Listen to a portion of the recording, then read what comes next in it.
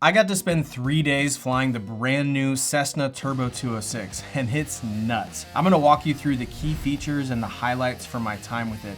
And this experience completely opened my eyes to just how capable this airplane really is, starting with its useful load. By the book, this airplane has 1,441 pounds of useful load. For comparison, the new 182 has about 1,100 pounds, the Turbo 182 is right around 1,000, and then the 172 has about 880.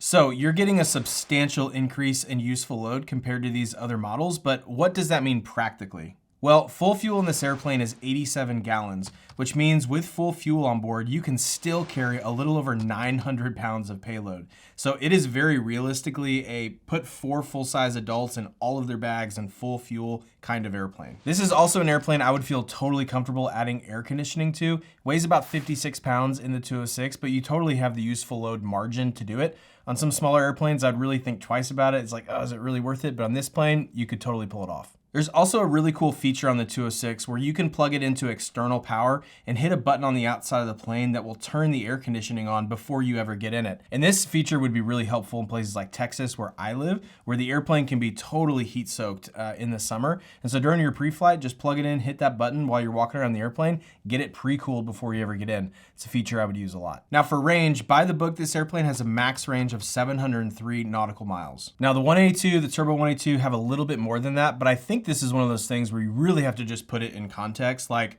I have never really pulled back the engine and just tried to get the max range out of any airplane I've ever flown because my legs and my bladder need a break before the airplane does. So I think a more practical way to look at it is to look at how fast are you cruising, how much fuel you can carry, and how many hours en route are you actually going to spend, and how far would that get you on an average leg. So for speed, by the book, the Turbo 206 has a max cruise speed of 161 knots.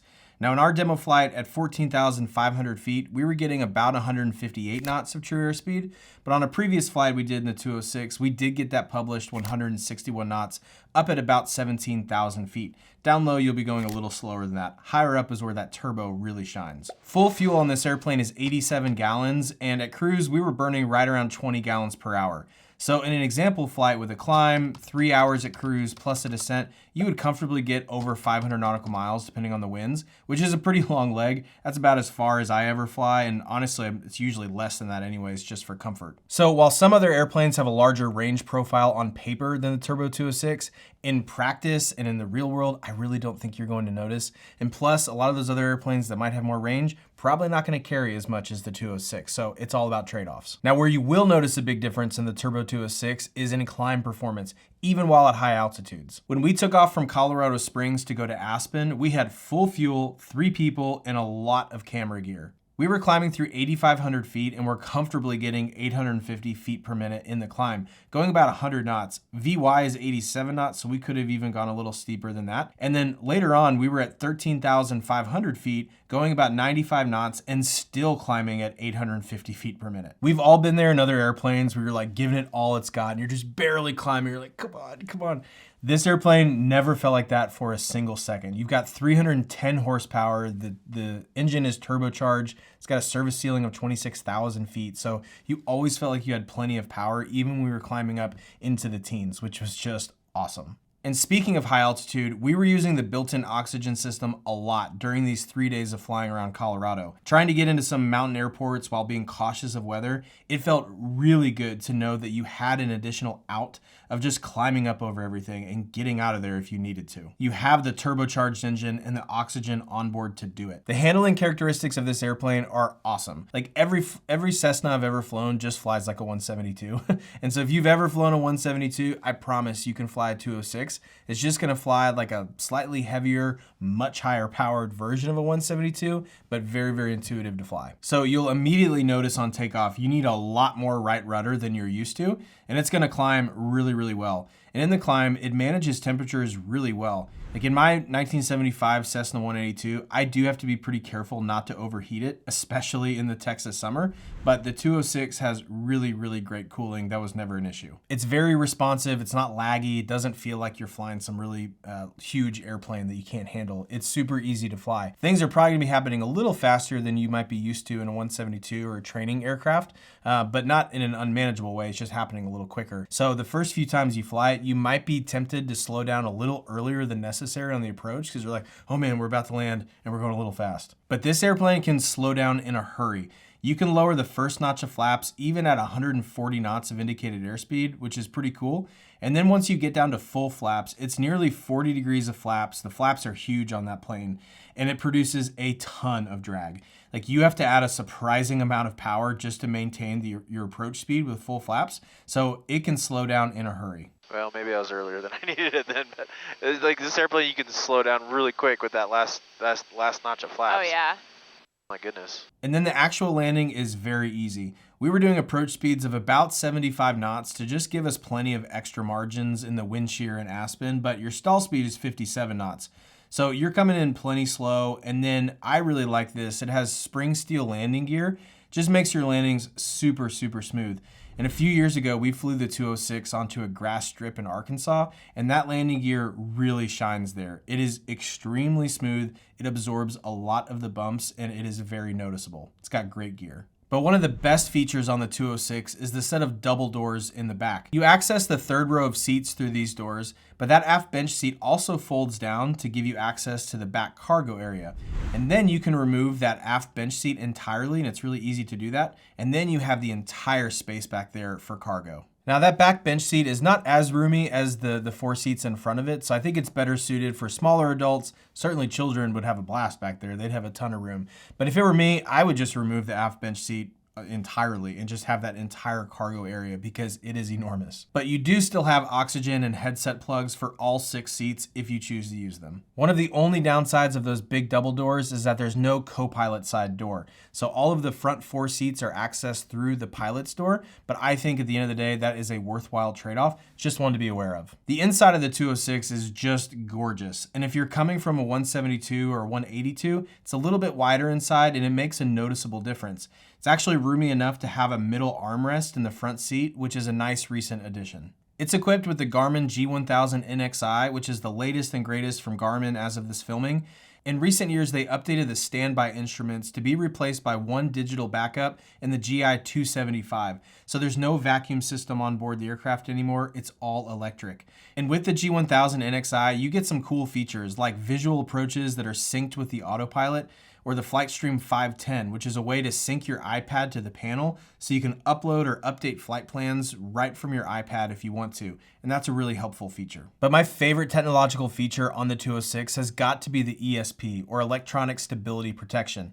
This feature could absolutely save your life. Here we are in a 182 a little while back demonstrating it, and it works the exact same way on the 206. So check it out. All right, let's demonstrate the ESP, the Electronic Stability Protection. What that's going to do is, basically it's a safety pilot. It's a safety pilot in your right seat all the time. So as you can see here on the PFD, you've got these 2 double dash lines here. That is basically her saying that if you go beyond 45-degree bank, we're going to nudge you back. That's uncommon. And you'll feel her nudge you back. If you continue to hold it there, she will engage autopilot and bring the wings level with a 0 rate of climb after 10 seconds. That could save your life. So yeah. So go ahead and give a nice, we're under 110 knots, which is our maneuvering speed. Okay. So give it a nice little left turn, 45-degree bank, and you'll feel her nudge you. Okay. Clear left. Clear left. All right. So all the way to 45? All the way to 45 there. Okay. There's 45. You feel her? Oh, yep. Coming All back right, in. Just keep holding it there. Okay. Keep holding it. Just find it. Keep holding it. You're Okay. good on altitude. Okay. Good on airspeed. Engaging Now drop the, autopilot. let go. Now you'll see that she's went into level mode. Now it just happened to be that you kept the altitude so good at 35 that she's at 35 now. But whatever altitude she would have been currently at, that's what she would have captured. No kidding. So, Wow. It's a super cool feature. It can save your life. I mean, you're probably going to be an autopilot in the clouds anyway, but in the event that you weren't and you got disoriented, it would be just a fantastic way to make sure that, you don't get in a compromising situation. A few really important things stood out to me, and they're things that I didn't really fully appreciate on paper until I got to really experience it for a few days in the real world. I've always pictured the 206 as the classic backcountry workhorse. Like the 206 I saw in Sulphur Creek in Idaho, parked outside of a cabin that was used to haul in all of the supplies. That was my mental picture with 206. And yes, it absolutely still can do that, but this new Turbo 206 completely reframed it for me because it is a legitimate luxury utility airplane that can handle pretty much any mission you throw at it. And I think the reason you step into one of these from like a 182 or something isn't just for the speed, it's really for the useful load. Because going 160 knots or so versus like 140 knots is certainly nice, but unless you're routinely going far, I don't think it's going to add up to a huge practical difference. But the useful load, on the other hand, is really where the 206 sets itself apart, because full fuel and still 900 plus pounds of cargo, people, bags, etc. is a game changer. And the turbocharged engine plus all the extra performance margin we had was just awesome. Like even with 3 people, full fuel, a bunch of gear, like we had awesome performance and we were well below the max gross weight. And it was awesome to know that you could just strap on oxygen and go straight over the mountains or even climb above pretty high clouds. Felt like you always had extra power and altitude if you needed to get out of something. And having that extra flexibility and margin was very comforting and something that really stands out. I used to think that the 206 was probably overkill if you're mostly flying solo and then just occasionally needing to take the whole family. But what surprised me is that while the payload capability is probably more than you're going to need on an average flight, the performance you get is something worth having on every flight. Like even solo, having this climb rate, the altitude capability, the ability to take on a lot more weight when you want or need to, that performance margin is incredible. The way I describe the Cessna 182 that I own is that it is good at a little bit of everything. That's its superpower. But the 206 is really do everything even better type airplane. More performance, more margin, more capability. I was surprised at the end of this. Like, I totally see one of these in my future when I can afford it. This is an expensive experience for me. I'm gonna buy one of these airplanes for me all day.